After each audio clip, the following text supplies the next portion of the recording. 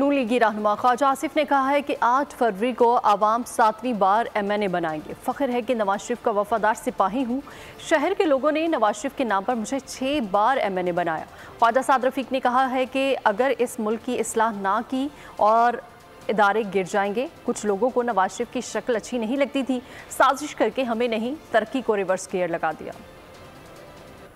इंशाअल्लाह ताला 8 फरवरी को आपके ये चाहने वाले मुझे 7वीं दफा MNA बनाएंगे। इस शहर से आपके नाम पे मैं पहली दफा MNA बना। अल्हम्दुलिल्लाह अल्हम्दुलिल्लाह इस शहर के लोगों ने आपके नाम पे मुझे 6 दफा MNA बनाया है।